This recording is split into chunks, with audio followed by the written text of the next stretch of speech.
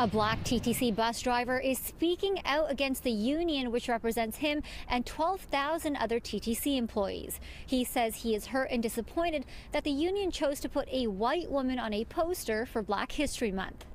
How can you highlight the childhood stories of a middle-aged white woman in the middle of Black History Month, as opposed to all the rich history of Black people, all the lives that were lost, all the struggles that they came through? This is the poster in question. It's currently being displayed for union members in places like staff rooms in TTC divisions across the city. It's part of ATU Local 113's Black History Month initiative, one of 7 profiles which will be published throughout the month. City News is choosing to hide the identity of the woman on the poster to prevent direct backlash against her. The union tells us she is overwhelmed by the negative feedback she has received ever since it was shared earlier this week. The poster carrying her story reads in part, "Through my interracial upbringing, I learned about the existence of intolerance, ignorance, and racism. Even as a young child, I felt the injustices of race meted out to our family and wondered why people were so hateful towards us without even knowing us." It's a poster that has no bearing on Black history. It is the story of an individual. And so individual stories we can highlight any other time in the year. TTC bus driver Kyron Lewis, who is also a member of the Black Transit Workers Association, says he had approached the union to create an initiative to promote Black stories before these posters were put out. He says his request was shut down. They denied us the opportunity to have our voices heard, and they refused to finance us. Lewis and others went directly to the TTC and worked on their own initiative. Black History Month displays can be found at divisions throughout the city. One was taken down earlier this week by a manager, but has since been put back up, and the TTC is investigating the incident. What would it mean to you to see a Black person on that poster instead? Pride, ownership. We reached out to the union for a statement, and they say in part the purpose of sharing this mother's story was for members to learn about her experience being raised by a Black parent and raising a biracial child. However, on the poster, it isn't mentioned that she is raising a biracial child. They also add, while members of diverse backgrounds were involved, we could have done a better job consulting our membership, including members who are Black.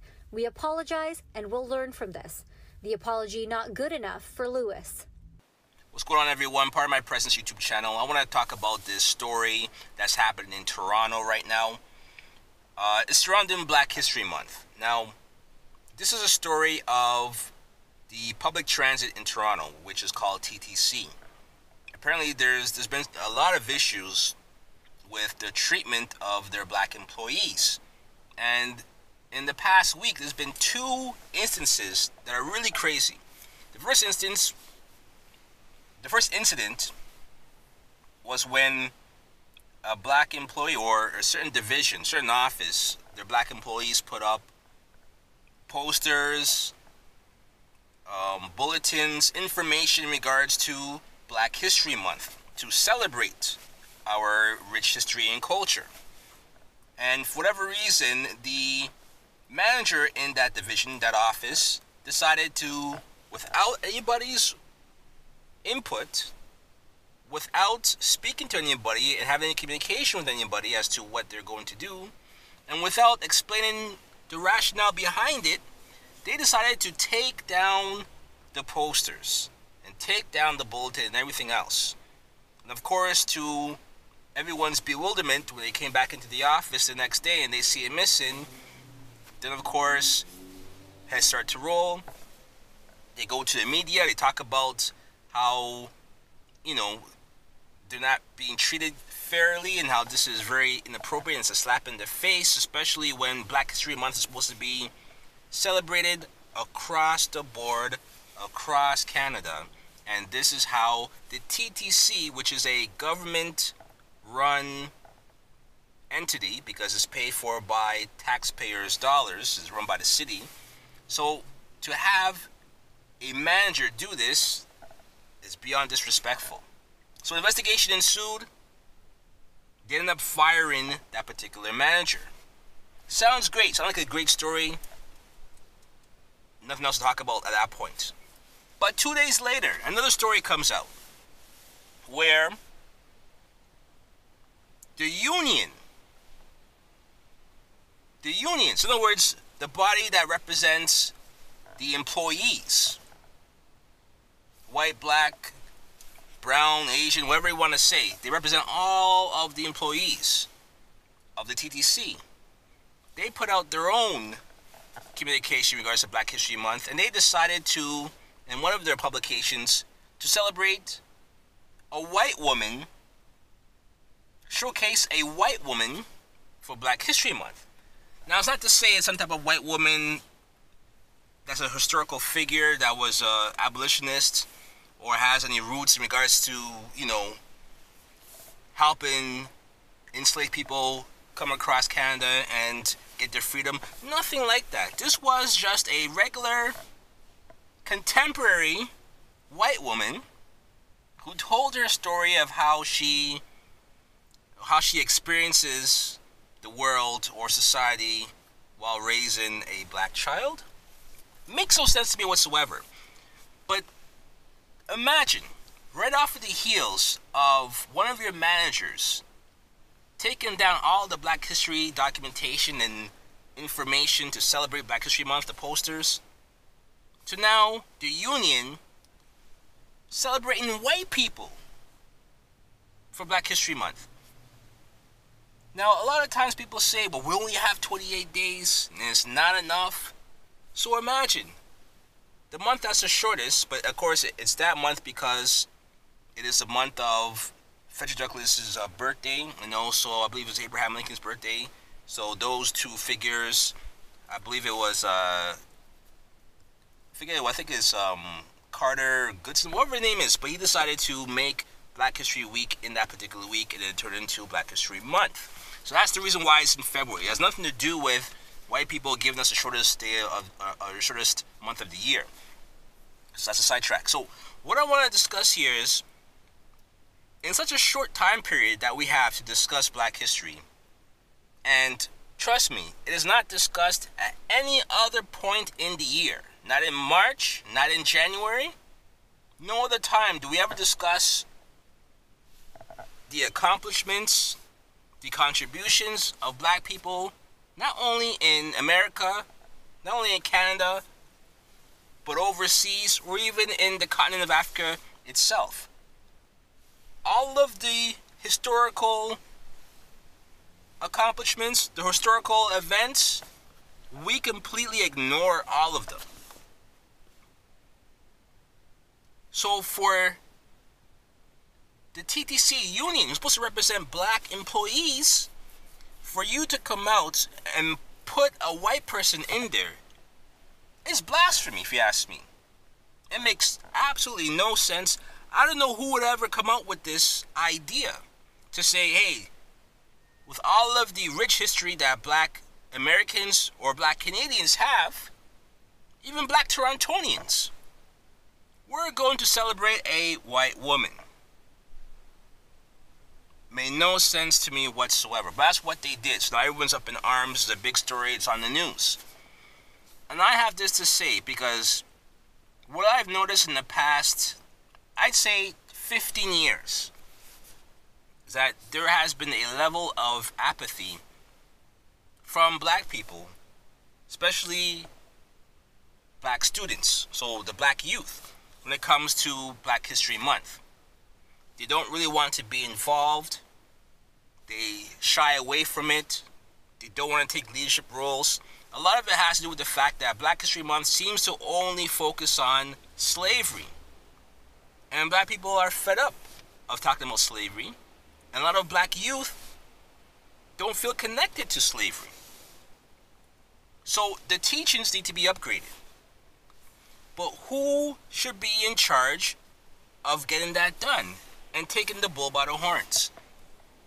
Because believe you me, if black people don't want to step up to the plate to get this done, what's going to happen is they're going to have white people come and take on leadership roles when it comes to Black History Month. And in many offices and in many different places, you already have white people heading it, heading the celebrations, making a decision on what's going to be celebrated and what events the office is going to partake in. So they already have their hand in the mix. So it's very important that Black people step up to the plate and make sure that they take leadership roles when it comes to Black History Month. And if you want to turn the narrative around and focus more on Black folks' accomplishments and all of the things that Black people have contributed to the overall society, it's best that these stories come from us. And for every time that we shy away from the leadership roles, from every time that we decide not to be involved in this celebration, either because you don't trust management or you don't trust what they have to do, whenever you shy away from that, what ends up happening is stuff like this. You get a white woman on your bulletin celebrating Black history, which makes no sense whatsoever. Because trust me, a Black person didn't approve this shit. So this is a warning, because what's going to end up happening, because this is already happening in many places already, is that they're going to look at Black History Month as a month of special treatment. A month that we are focusing on Black people and nobody else. How about the contributions of Chinese people? How about the contributions of white women or women? How about the contributions of East Indians, Filipinos? And what's going to end up happening if we're not careful to take ownership of this is that, believe it or not, Black History Month is going to turn into Minority Month. And Minority Month is going to turn into a celebration of other cultures. And when other cultures get into our pot, because we already see it in the term of people of color that they are using now, which we are now a part of with every other person that is not white. Our voice, our historical context, our identity gets lost. And when that gets lost, it's going to end up in someone else's hands where it becomes redefined. So I'm not saying that this is Black people's fault, but what I am saying is that the reason why these people have the audacity to do this is because they already see that there is a lack of engagement from Black people getting involved in Black History Month. And if it doesn't come from us, if we are not the ones to advocate for it, if we are not the ones to promote it, to be a part of it, to control it, to lead it, someone else will. And when someone else does, they're going to turn it into whatever it is that they want to turn it into. Because we all know the new phrase nowadays is, well, to me, it's, well, I believe it's. So you're going to have subjective opinions, and it's going to change and transform the whole concept of Black History Month. So it's very important that Black people step up, take ownership. If you find that corporate doesn't want to support your goals or support the initiative, then you have to sound off and speak to the press and get your voices heard to say, hey, all of that stuff that communications department does to say that they're getting stuff done and that they're promoting Black people, call them out. Ask them for the stats. Where are the results? Where are the Black people in mid-management? Where are the Black people in upper management? You don't see them. And those are the people in those positions who are making these decisions. So it's very important that we get more hands-on, that we take up for our interests, because no one else will. And you can never expect another person to do more for us than what we are willing to do for ourselves. So that's my warning. Let this be inspiring.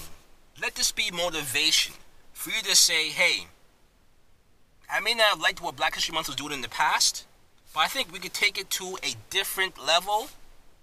We could take a different approach, and let's take it upon ourselves to get it done and push forward and change the narrative when it comes to our own story and our own voice. Don't never drop the ball and let someone else write it for us. That's my word of the day. Let me know if you agree or disagree and how you feel. Until next time, pardon my presence. Peace.